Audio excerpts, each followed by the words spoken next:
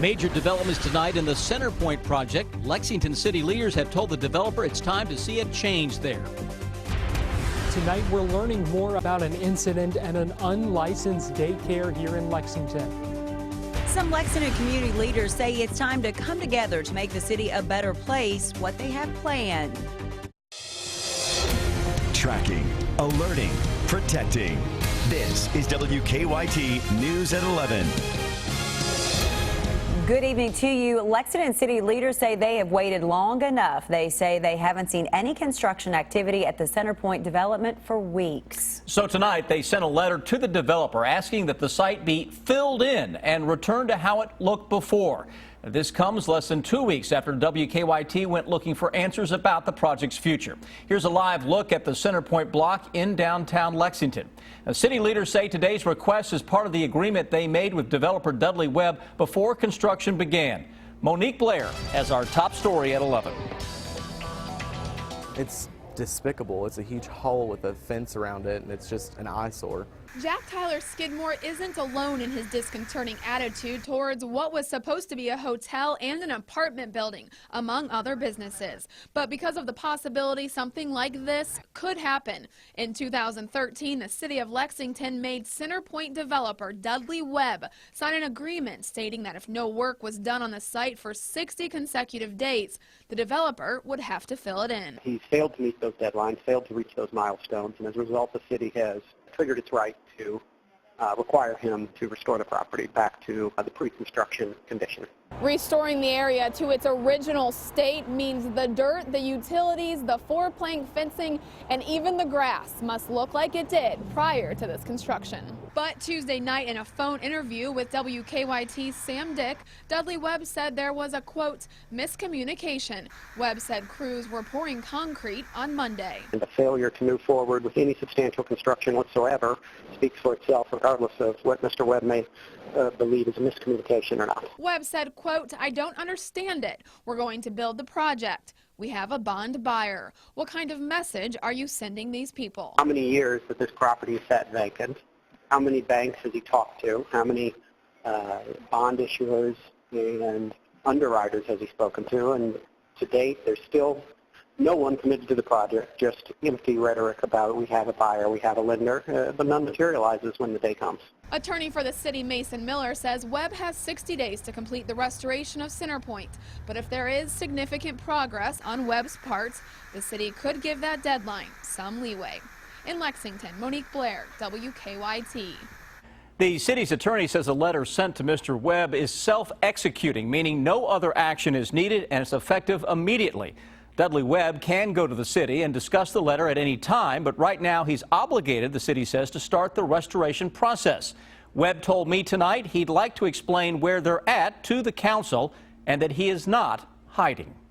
Tonight, questions have been raised about a Lexington daycare after a toddler there bit a baby. The baby's mother claims the owner wasn't even in the room at the time, and we've since learned the daycare wasn't licensed with the state.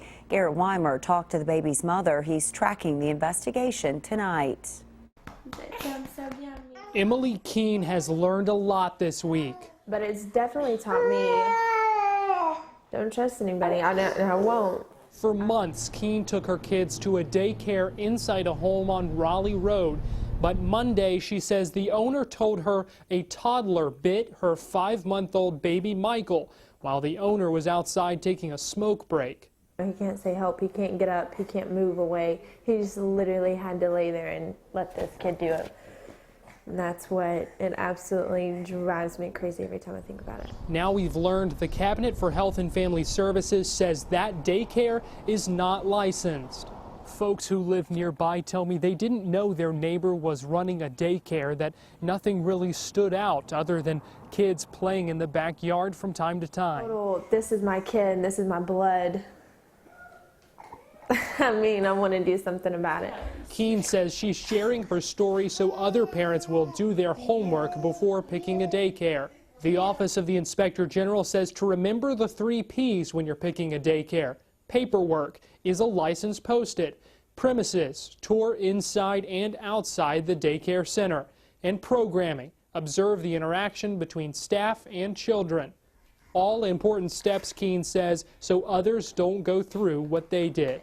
In Lexington, Garrett Weimer, WKYT. Well, as of now, the Office of the Inspector General is now investigating that daycare. Tonight, Baltimore city leaders have promised peace and they brought in reinforcements. Protests continued tonight, but for the most part, they were calmer than yesterday's riots. A 10 p.m. curfew is now in effect, and police are using tear gas to get remaining protesters off the streets. Chris Van Cleve has the latest from Baltimore.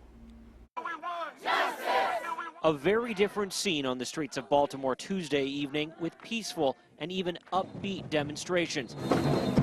Mom Jessica Mullen felt safe enough to bring one of the youngest participants.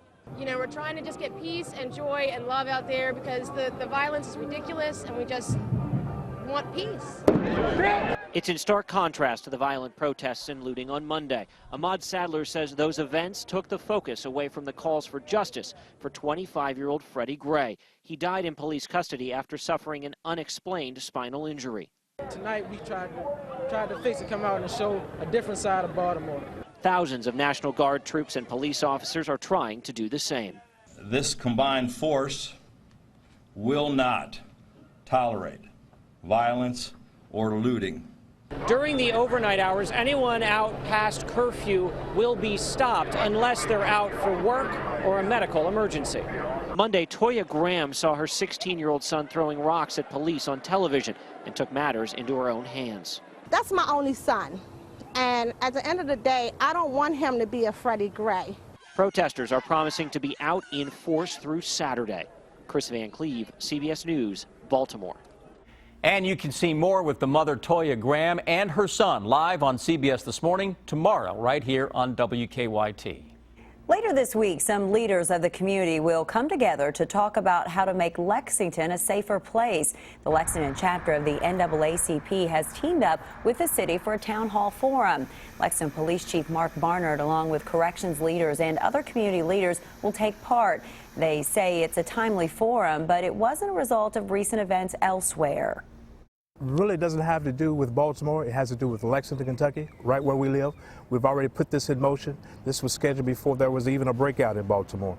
So we want to do what we need to do here so our communities can come together. And this is a proactive thing that we talked about from day one, is we need to show people we're together and not far. We can have differences, but we can discuss them, but we don't want to put our heads in the sand. We want to be proactive. Employment opportunities will also be presented at the forum. It's scheduled for Thursday night at 6 at Winburn Middle School, and it is open to the public. It's been a stretch of dry weather the last few days, and it looks like for most of us that will continue at least tomorrow. Chief Meteorologist Chris Bailey has an early look at the forecast. Chris? Yeah, exactly what we need around here, some dry days. We could string together a couple of weeks worth of dry days and still be in pretty good shape given how wet things have been over the past couple of months. Here's a daily breakdown as we roll our way through the rest of Derby week and toward your Kentucky Derby weekend. Not as cold out there tonight, tracking a shower chance or two over the next few days. And then more importantly, Derby weekend, we start to turn a little warmer as we flip the switch to warm. This evening, starting to see temperatures drop into the mid and upper 40s where we have a little clear sky out there. We've got some clouds elsewhere throughout central and eastern Kentucky, keeping those temperatures into the low 50s for many of us. So not as cold out there as we head into the overnight. What about the forecast for your Wednesday afternoon? Those temperatures should top out into the 60s into most areas with a chance for a shower in the far southern and southeastern parts of the region. Here's a look at the regional radar now in Live First Alert Defender. We've thrown the clouds into the mix. We're seeing those clouds developing from south to north. Southern half of the area, again, with the majority of the clouds, but the rains are staying well to our south. Focus of the forecast when I come back in a few minutes on a warmer, long-range forecast. Guys, it's been so long since I've talked about warmer, I can hardly say it, but we do have it with the 7-day in just a few minutes. Sounds good, no matter how you say it, Chris. Thank you. 3 of the Republican candidates for Kentucky governor debated some of the state's biggest issues tonight. Western Kentucky University hosted the debate in Bowling Green between Matt Bevin, James Comer, and Hal Heiner. One topic tonight, health care. All 3 candidates said they would get rid of Connect, Kentucky's health insurance exchange, because they claim it will cost the state too much money. We will remove the health care exchange at the state level, because frankly it's a level of redundancy that we can't afford. It's as simple as that. We were lured into participation through the use of federal dollars.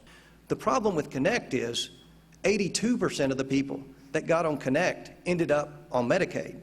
So what Connect became for Governor Beshear was a way to greatly expand Medicaid. Connect has to end as we know it today.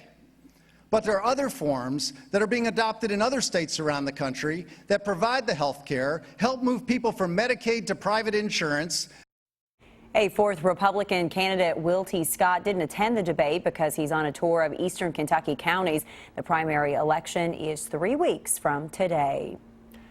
Lexington police have arrested a man for the murder of a pizza delivery driver, and the victim's friends and family say they are relieved. Police charged 30-year-old Antonio Lewis with murder and robbery. They say he stabbed 22-year-old Salahuddin Jitmood at an apartment complex on Trent Circle April 19th. Friends say the family couldn't have peace until police found the person who killed him. They need to know the name of the person so that they can work on forgiveness, because that's important to them. Lewis pled not guilty to his charges today. Lexington police have not said what led them to Lewis, but they say more arrests are possible in this case.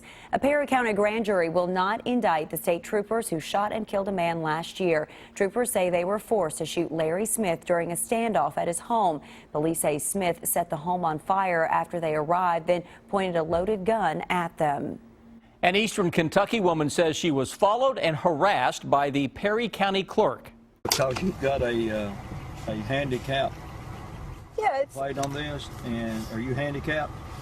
That's not your business. That's not your business. The woman says she shot that video of a man claiming to be the Perry County clerk. She claims he followed her in his car after first pulling in front of her. She has some concern about her safety based on being followed for quite a period of distance, and she felt threatened. The man told the driver it was wrong for her to drive a car with a handicap sticker, but she wasn't handicapped, or when she wasn't handicapped. But state transportation leaders tell us it's okay as long as she didn't park in a handicapped spot. Perry County Clerk Haven King did not want to talk to us today. Also in the video, the man claiming to be the clerk told the woman he ran her license plate. But the state transportation cabinet says a county clerk does not have that authority. They're trying to determine if that act is against the law. Today, the U.S. Supreme Court heard arguments for and against same-sex marriage. Lawsuits challenging gay marriage bans in Kentucky and 3 other states brought the case to the Supreme Court today. Some people had been lining up outside the court since Friday, hoping to see today's arguments in person. Some same-sex couples from Kentucky were among those at the Supreme Court. In public, we're not real demonstrative of our affections and stuff, but today we did hold our each other's hands as we proceeded towards the court. It's very emotional, very invigorating. The Supreme Court isn't expected to make a decision on same-sex marriage until late June. An unusual catch tonight in Perry County. Wildlife officials say they caught a bear in downtown Hazard. It was captured in a bear trap that had been set up on Skyline Drive. Last week, we told you about a bear that had been roaming around Hazard, but wildlife officials are not sure if this is the same bear. They also have not said what will happen to it, but they caught him. Because they're starting to wake up and come out and forage around. Looks like it. Well,